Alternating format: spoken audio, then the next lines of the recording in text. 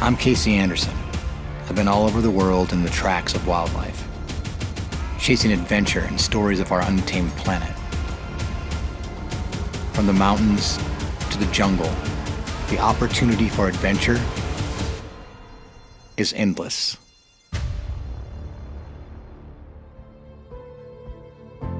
We're doing it again.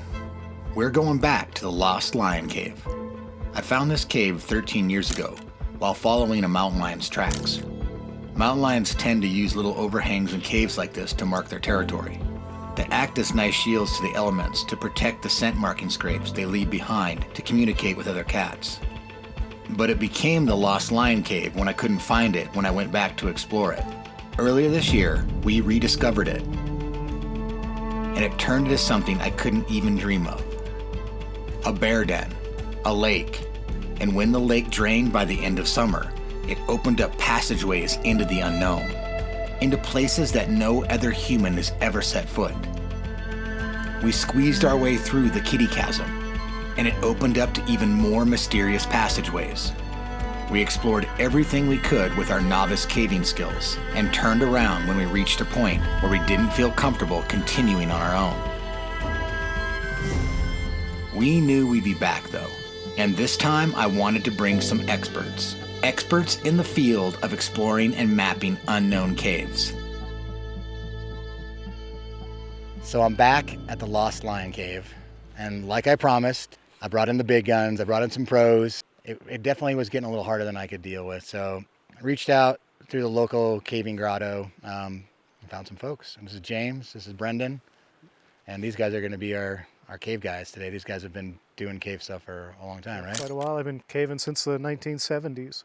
Wow. Started caving as a teenager, and moved to Montana in the 80s, and started caving in Montana in the late 80s. And what were you doing in the 70s? Not really around. Wasn't even a thought. No, but I've been caving, honestly, a little bit my entire life, but really started getting into caving like hardcore in Montana probably like 5 or 6 years ago. So it sounds like I picked the right guys. Yeah. It's not your first rodeo. No, not the first one. It's in this rock. It's right there behind those fallen dead trees there. You'll see it's a very small opening, but it'll change this pretty quickly. Any cave like this could be big, could be small. You don't really know. Mm-hmm. Yeah.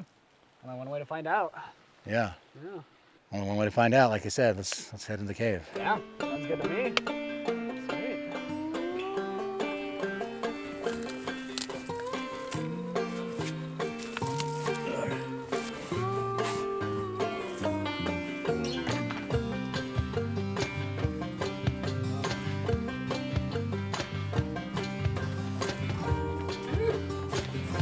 Of some kind.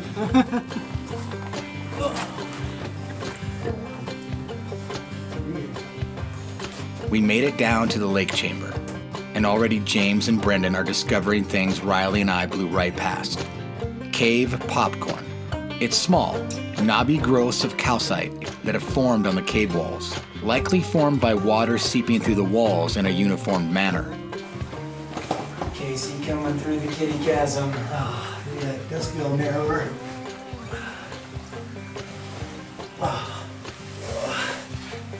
That one section felt narrower for sure.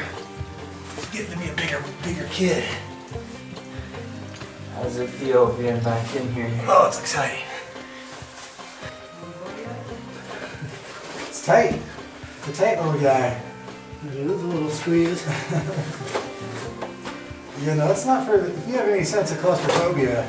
Yeah, you're not doing that kind of stuff. No. I hope it continues. I mean, that's the thing. We're going to find out.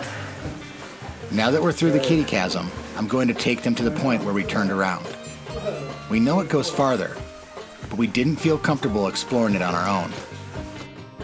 Spoiler alert, it goes way farther. Stay tuned to find out how crazy this thing is. Once we go as far as we can go, we're going to start mapping this thing from the inside out. So this is where Riley and me got turned around last time.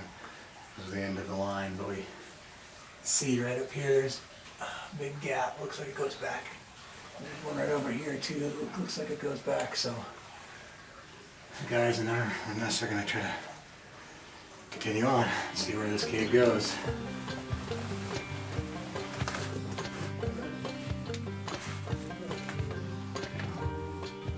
So we're starting to get into what I've really starting to feel like is a real cave. I mean, it's got these awesome cave formations. This is called flowstone. You can see where water's come off the ceiling, full of minerals, and it's deposited the minerals over the top of this little mound. And this is rock hard. It's like concrete. Similar to cave popcorn, flowstone is created by water. But instead of knobby growths, it's a sheet-like deposit of calcite created by flowing water. And then if you look at the ceiling here, which is really cool, you can see where that water's come through, and this is this long strip here that they call cave bacon. And then there's these little straws, they call straws that are hanging down right there. Yeah, there's a lot of like really cool cave formations. Up in this little thing here, it's like some tentacles hanging down. It's so cool. You can actually feel the air is moving in this area, which makes us feel like there's probably a connection to outside or something up through this passageway. The cave continues, and we make our way through a tight, windy tunnel into the unknown. The important thing when you start to get deep into a cave like this is making sure you don't get lost. The ground in this cave is super muddy and would preserve tracks for a very long time. Yeah, look at this area. Those flowstones is so cool. There are 0 tracks from humans in here except for ours from our previous trip. If we do end up getting lost, we should be able to backtrack our tracks back to the opening. Comes Riley. But it's easy to get turned around in a cave like this, which really adds to the danger factor of the Lost Lion Cave. What do you think, Riley? More squeezing. Wow.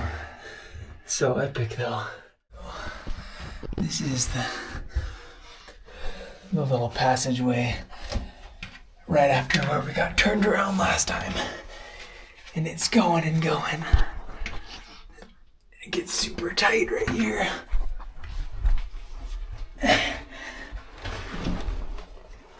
Going through sideways.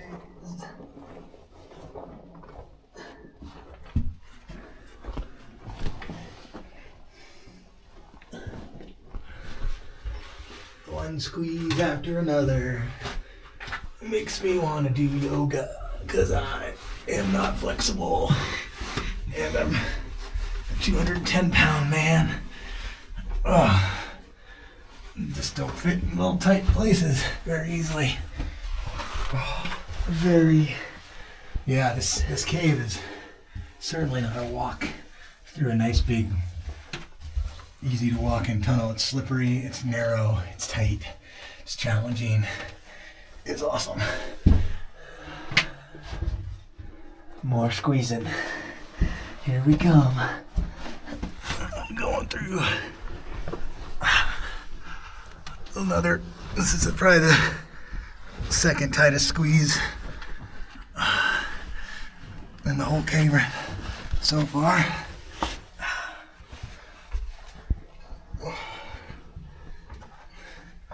You can see there's a lot more like surface soil in here. It gets big right here. Really? Like tall and skinny.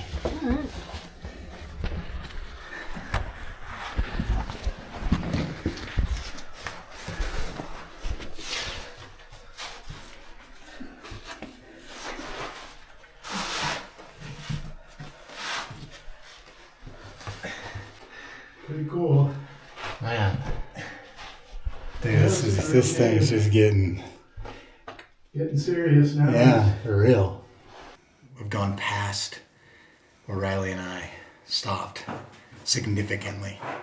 Like, I'd say we've doubled the length of what we've already explored probably already to this point. We got up just like we thought, went through a little opening, went into a big room, had some flowstone, some cave bacon, some really cool formations, a couple little alleys breaking off. Brendan went right, it dead ended. James came this direction left, and it was just this like crawl hole tunnel that just kind of wormed its way up. Tons of debris, tons of bone, Now it's got us into this big kind of like knife, big swath through the rock here. This big kind of big cavern, kind of more tall than wide. It's only as wide as I am, but probably 20 feet tall, maybe even a little bit more. If this passage continues, you'd have to do some digging on it, break a few rocks. But it opens up again beyond this little constriction. Yeah. But it keeps going. It keeps going, but it's so you can't. None of us could fit through it. We'd have to do some excavation. But it looks like it gets wider at some point, maybe? Yeah, it goes farther for sure. Like, I'll stick the camera in there with the light.